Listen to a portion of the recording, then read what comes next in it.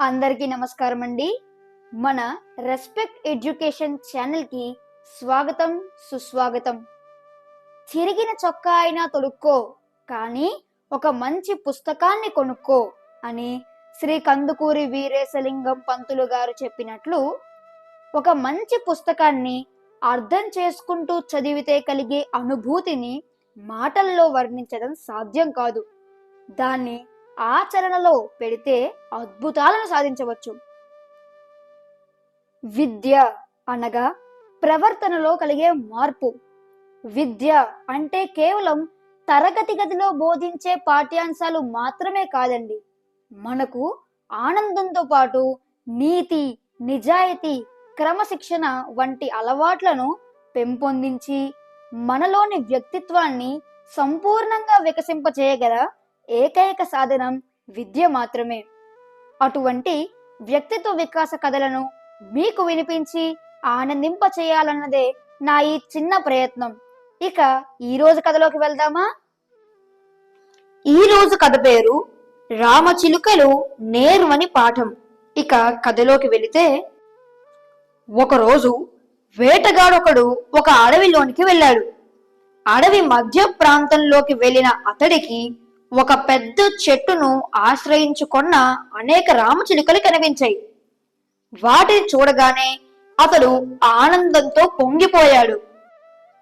ఆ రామచిలుకలను పట్టుకునే ఉద్దేశంతో వేటగాడు ఆ చెట్టు కింద వల విసిరి దానిలో ధాన్యం జల్లాడు. తరువాత అతడు అక్కడి నుంచి ఒక చెట్టు వెనుకకు వెళ్లి దాక్కున్నాడు. కాసేపటికల్లా అతడు ఎదురు చూసినట్లే రామచిలుకలు ధాన్యం కోసం ఎగురుకుంటూ వచ్చి వలలో చిక్కుకున్నాయి. వెంటనే వేటగాడు చెట్టు చాటు నుండి బయటకు వచ్చి వలలో చిక్కుకున్న పక్షులను పట్టుకోవడానికి వెళ్ళాడు. అదే సమయంలో ఆ దారి గుండా ఒక ముని రావటం తటస్థించింది. వలలో చిక్కుకుపోయిన రామచిలుకలను చూడగానే ఆయన హృదయం ద్రవించిపోయింది. చిలుకలను పట్టుకోబోతున్న వేటగాడితో ఆయన, "ఓ వేటగాడ, ఈ చిలుకలను చంపవద్దు" అని విన్నప ధోరణిలో చెప్పాడు. ముని విన్నపాన్ని వేటగాడు శుతిమెత్తగా తిరస్కరించాడు. అతడు మునితో ఇలా చెప్పాడు: "స్వామి, నేడు నాకు ఈ చిలుకలే ఆహారం, కనుక వీటిని చంపడం తప్ప నాకు వేరే దారి లేదు.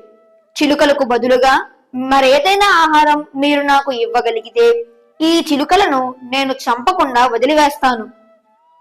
అందుకు ముని, "నా వద్ద కొద్దిగా ఆహారం ఉంది, దానిని నీకు ఇస్తాను. చిలుకలను దయచేసి విడిచిపెట్టు" అన్నాడు. అందుకు వేటగాడు సమ్మతించాడు. తను చెప్పినట్లే ముని తన వద్ద ఉన్న ఆహారాన్ని వేటగాడికి ఇచ్చాడు. వేటగాడు ముని ఇచ్చిన ఆహారం పుచ్చుకున్నాడు. ఆ తరువాత అతడు వలలో చిక్కుకున్న చిలుకలను వదిలివేశాడు.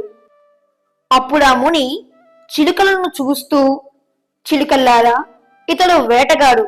వేటగాడు వస్తాడు, వల విసురుతాడు, దానిలో ధాన్యం చల్లుతాడు. మీరు చెట్టు మీద నుండి ఎగురుకుంటూ కిందకు వచ్చి వేటగాడు విసిరిన వలలో చిక్కుకోకండి" అని హితవు చెప్పాడు. ఈ విధంగా చెప్పి ముని తన దారిన తాను వెళ్లిపోయాడు. వేటగాడు కూడా చిలుకలను వల నుండి వదిలిపెట్టిన తరువాత తన దారిన తాను వెళ్లిపోయాడు. ఒక వారం గడిచింది. వేటగాడు మళ్లీ చిలుకలను పట్టుకోవాలనే ఉద్దేశంతో వలతో అదే చెట్టు వద్దకు వచ్చాడు. వేటగాన్ని రామచిలుకలు చూశాయి. వేటగాన్ని చూడగానే చిలుకలన్నీ ముక్త కంఠంతో, "చిలుకల్లారా, ఇతడు వేటగాడు. వేటగాడు వస్తాడు, వల విసురుతాడు, దానిలో ధాన్యం చల్లుతాడు. మీరు చెట్టు మీద నుండి ఎగురుకుంటూ కిందకు వచ్చి వేటగాడు విసిరిన వలలో చిక్కుకోకండి" అని పలికాయి. చిలుకలు పలికిన మాటలు విన్న వేటగాడు, చిలుకలు మునుపు జరిగిన సంఘటనను ఇంకా మర్చిపోలేదు.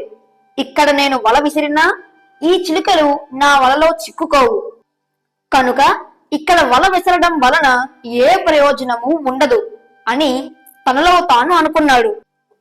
ఇలా యోచించిన వేటగాడు అక్కడ వల విసరడం మానుకొని మరో చోటును వెతకడానికి వెళ్ళిపోయాడు. 1 నెల గడిచిపోయింది. మళ్లీ చిలుకలు ఆశ్రయించుకుని ఉన్న అదే చెట్టు వద్దకు వేటగాడు వలతో పాటు వచ్చాడు. అప్పుడు కూడా చిలుకలు వేటగాడిని చూశాయి. వెంటనే అవి వేటగాడి వంక చూస్తూ, చిలుకల్లారా, ఇతడు వేటగాడు. వేటగాడు వస్తాడు, వల విసురుతాడు, దానిలో ధాన్యం చల్లుతాడు. మీరు చెట్టు మీద నుండి ఎగురుకుంటూ కిందకు వచ్చి వేటగాడు విసిరిన వలలో చిక్కుకోకండి అని ముని చెప్పిన హితవును ముక్త కంఠంతో వల్లించాయి. ఆ పలుకులు విని వేటగాడు, మునుపు జరిగినదంతా ఈ చిలుకలకు ఇంకా జ్ఞాపకంలోనే ఉంది. ఇవి నా వలలో పడవు, కాబట్టి ఇక్కడకు నేను రావడం నిష్ప్రయోజనం అని భావించి వల విసరడానికి మరో చోటు వెతుక్కుంటూ వెళ్లిపోయాడు. ఆ తరువాత దాదాపు 4 నెలల కాలం గడిచిపోయింది.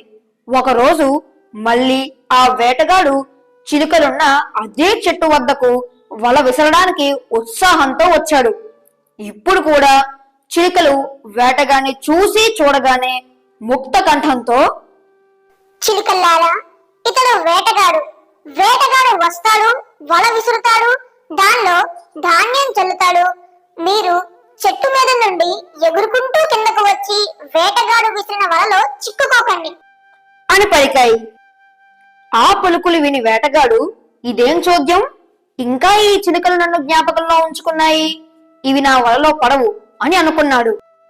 అయినప్పటికీ అతడు, ఈ రోజు నేను ఎంత తిరిగినప్పటికీ ఒక్క మృగం గాని పక్షి గాని లభించలేదు. ఇక్కడ ఈ చిలుకలు కూడా నన్ను మర్చిపోలేదు. అడవిలో తిరిగి తిరిగి నేనేమో బాగా అలసిపోయాను. సరే, ఈ చిలుకలు నా వలలో చిక్కుకోకపోయినా పర్వాలేదు, మరే పక్షులైనా ఈ వలలో చిక్కుకోవచ్చు కదా అని కాస్త తర్కం జోడించి యోచించాడు. ఇలా యోచించి వెంటనే ఆ వేటగాడు వల విసిరి దానిలో ధాన్యం జల్లాడు. ఇలా ఆ వేటగాడు చేయడం అక్కడున్న చిలుకలన్నీ చూస్తుండిపోయాయి. వేటగాడు వలలో ధాన్యం జల్లగానే చిలుకలన్నీ ముక్త కంఠంతో, చిలుకల్లారా, ఇతడు వేటగాడు. వేటగాడు వస్తాడు, వల విసురుతాడు, దానిలో ధాన్యం చల్లుతాడు. మీరు చెట్టు మీద నుండి ఎగురుకుంటూ కిందకు వచ్చి వేటగాడు విసిరిన వలలో చిక్కుకోకండి అని పలుకుతూ ఉక్కుమ్మడిగా ఎగురుకుంటూ వచ్చి వేటగాడి వలలో చిక్కుకున్నాయి. అప్పుడే వేటగాడికి ఇవి చెప్పింది అట్లే తిరిగి చెప్పే చిలుకలు. ముని చెప్పిన మాటలను ఇవి తిరిగి వల్లిస్తున్నాయి. కాని ఆ మాటలకు అర్థం ఏమిటో చిలుకలకు బొత్తిగా బోధపడలేదు.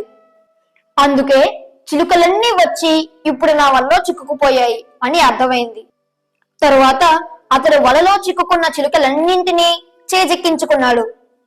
ఈ కథలోని నీతి: ఈ కథలోని చిలుకల మాదిరే జనులలో అత్యధిక సంఖ్యాకులు ఉంటున్నారు. వారు అనేక మంచి విషయాలు వినడము, చదవడము చేస్తున్నారు. కానీ వాటిని తమ జీవితంలో ఆచరణలో మాత్రం చూపటం లేదు. మనం మంచి విషయాలు అనేకం వినాలి మరియు చదవాలి. వాటిని మన జీవితాలకు అన్వయించుకొని ఆచరణాత్మకం చేయగలగాలి. అప్పుడే మన జీవితాలకు సార్థకత, హితవు చేకూరుతాయి. ఓకే ఫ్రెండ్స్, మరో మంచి కథతో మళ్ళీ కలుద్దాం. అంతవరకు సెలవు.